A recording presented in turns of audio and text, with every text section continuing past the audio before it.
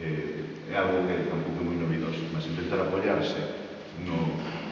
movimento social, nos movimentos sociais, nos sectores incluso máis autónomos dos movimentos sociais, para a partir disso, se fose posible, radicalizados e a partir de aí poder producir que apoyen as mudanzas que desde institucións se poidan desenvolver incluso máis das institucións. Non sei se estou falando demasiado. Creo que é moi interesante para a nosa experiencia como nacionalistas galegos analizar o que pasou na América Latina nos anos 90, probablemente a oleada transformadora que se está vivindo en Europa, no sur de Europa, e nos estamos nos, teña paralelismos co que pasou nos anos 90 en América Latina. É moi interesante analizar como o que pasou ali, a actuación dos movimentos sociais neses países, o papel a posteriori das novas forzas políticas que xurdiron a raíz destes movimentos. Hai que recordar que prácticamente ningún dos países nos que houve movimentos populares fortísimos en América Latina, revoltas, desde Venezuela, Bolivia, Ecuador, etc. Prácticamente ninguna das organizacións da velha esquerda que existían nestes países sobreviviu destes cambios e destes propios procesos e dos propios movimentos xurdiron as novas organizacións. Mais tamén hai que analizar os perigos, unha vez que xa pasou o tempo desde os anos 90 a esta parte, os perigos que a día de hoxe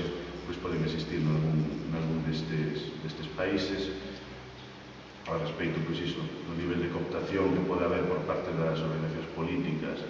de cadros dos movimentos sociais ou de como se poden chegar a paralizar determinados procesos, unha cosa que debería que ver con máis calma e que non está, iso tampouco teño moi claro. E despois iso, para o coloquio, mas si creo que non hai moitas respostas, non hai nada demasiado escrito, non se pode saber exactamente como que cal debería ser realmente a relación entre os movimentos sociais e os partidos políticos. Hai que experimentar, penso que hai que formarse e coñecer a nosa propia historia, a historia do propio movimento social galego desde os anos histórico, a máis recente, os anos 70, 80, 90, e o que foi pasando con todos eles, e ver os motivos reais de que foi a crise do BNG e porque se produciu este distanciamento tan grande por parte de amplísimos sectores sociais do que representaba o BNG. Eso pode ser algo interesante para discutir e ver cal ten que ser a nova relación que hai que establecer entre os movimentos sociais e os partidos. Pois é algo que eu non teño totalmente claro, desde logo, que recoñece, non teño claro ni sequera realmente a necesidade da existencia de organizacións políticas que representen os movimentos sociais, ni que deba existir unha tal, pero algo que non teño claro e creo que non está suficientemente aclarado e que é interesante pois